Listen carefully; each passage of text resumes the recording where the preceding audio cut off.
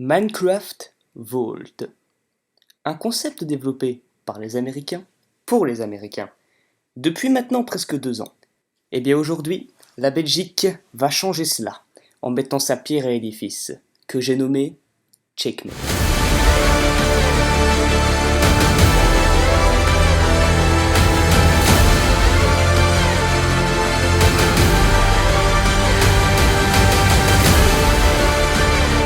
C'est sûr que montrer comme ça paraît pas très impressionnant.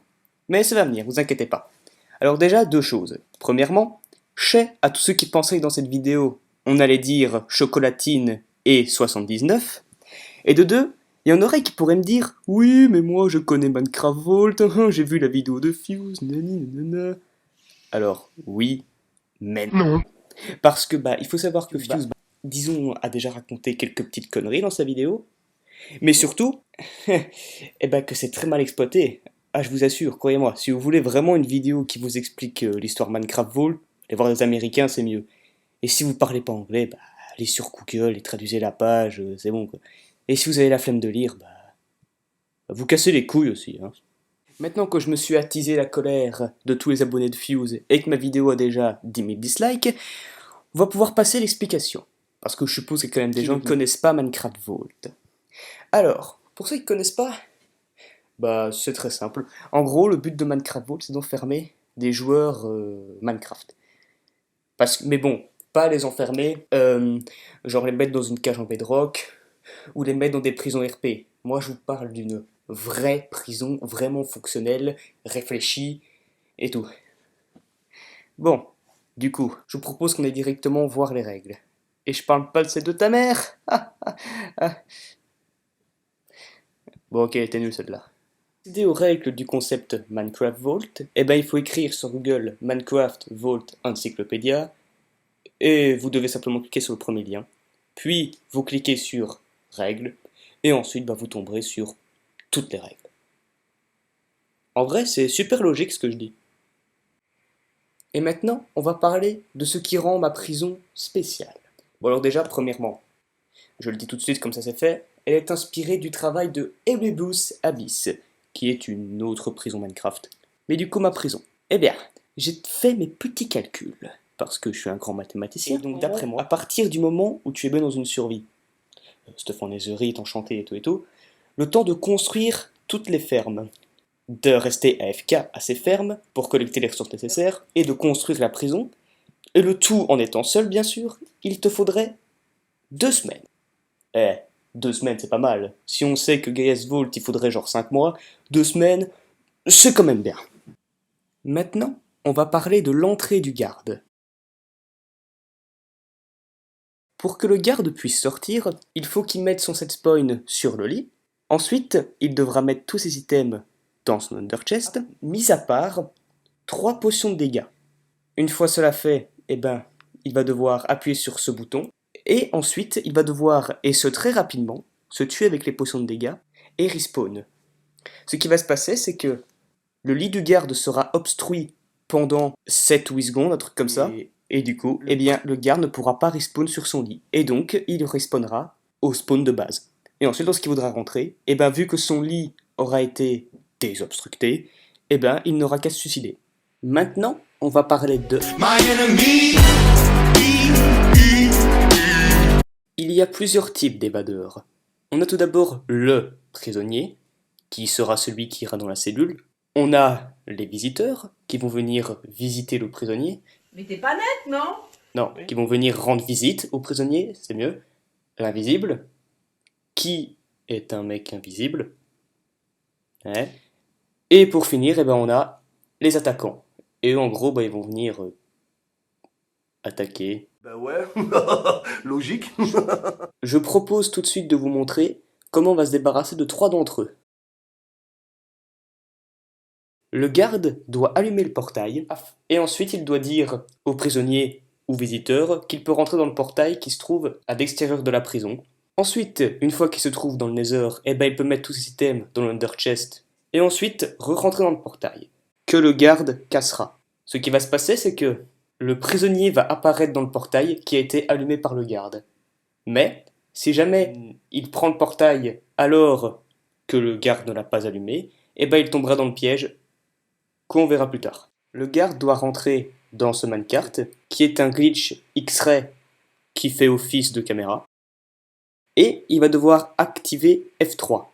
Grâce à ça, eh bien, il pourra regarder le E qui se trouve dans les informations du F3 justement, et le E nous donne tout simplement le nombre d'entités qu'il y a. Par exemple, là, il y en a 3. Eh bien, si jamais il y avait un prisonnier ou un visiteur, il y en aurait 4. Mais si jamais il y en a 5, eh bien, c'est qu'il y a un prisonnier ou un visiteur et un invisible. Et donc, c'est comme ça qu'on peut savoir s'il y a un invisible ou pas. Une fois que l'on sait qu'il n'y a pas d'invisible, le prisonnier ou visiteur doit mettre son set spawn sur le lit et il se fera ensuite tuer par le saut de lave du garde. Une fois que cela est fait, le garde peut appuyer sur le bouton qui servira à casser le lit sur lequel il y a le set spawn et ensuite, grâce à un petit glitch, eh bien, le prisonnier ou le visiteur va réapparaître dans ce portail de l'end, qui est d'ailleurs le seul portail de l'end qui doit rester de la map. Oui, parce que c'est important, vous comprendrez après pourquoi. Et maintenant, la raison pour laquelle cette prison s'appelle Checkmate. Eh bien, c'est simple. C'est tout simplement parce que on peut jouer aux échecs. En fait, bon, vu qu'il n'y a qu'un seul prisonnier, c'est compliqué de jouer aux échecs, mais avec le visiteur, eh bien, le prisonnier peut jouer aux échecs. Mais là, vous devez sûrement vous demander où se trouve la sécurité de cette cellule. Eh bien, pour commencer, j'imagine que vous avez remarqué que j'ai des effets. Régénération 2, c'est pour empêcher le prisonnier de mourir à cause des dégâts de faim. Et résistance, c'est pour le rendre plus résistant si jamais le visiteur tente de le tuer. Ce qui fait qu'il est totalement impossible pour un visiteur de tuer le prisonnier, même s'il va le plus rapidement possible, car le garde sera trop rapide pour lui. Et maintenant, les murs. Eh bien, les murs sont tout simplement des générateurs à cobblestone, ce qui fait que même si un bloc de cobble est cassé, eh bien, il sera immédiatement régénéré par un autre bloc, ce qui fait qu'il sera totalement impossible pour le prisonnier de sortir d'ici. Pour que le garde puisse sortir, il n'aura qu'à lancer plusieurs Underpearls juste ici. Et dernière chose, si jamais le garde voit que le visiteur veut tuer le prisonnier, eh ben le garde va tuer le visiteur avec une hache pour être sûr de ne pas toucher le prisonnier. Et une fois que le visiteur sera mort, eh bien il soignera le prisonnier avec des potions de soins. Le système de sécurité va tourner autour du principe du bouton alerte rouge. En gros, le bouton alerte rouge va activer ce dispenser qui va faire grandir ce champignon. Et là, vous devez vous dire, on s'en bat les couilles! Sauf que non, parce que si le champignon grandit, eh bien il va détruire le dernier portail de l'end de la map. Ce qui fait que le prisonnier sera coincé pour l'éternité dans l'end. Pour empêcher les attaquants de miner vers le bas, il y a une énorme pile d'observateurs qui va jusqu'à la couche maximale. Et si jamais un seul de ces observateurs est cassé, eh bien, ça va nous activer le dispenser. Et si jamais vous vous demandez pourquoi est-ce que la pile d'observateurs va jusqu'à la couche maximale, eh bien c'est tout simplement pour empêcher Chunk Regen. En gros, Chunk Regen, c'est un bug qui fait en sorte que si jamais on met des shulkers dans un chunk, ensuite qu'on fait une espèce de rituel satanique avec un coffre, eh bien ça détruit tout le chunk. Pour empêcher les attaquants de miner en ligne droite, eh bien il y a des skull sensors. Si jamais un seul bloc est cassé, ça va activer un des skull sensors et par conséquent activer le dispenser.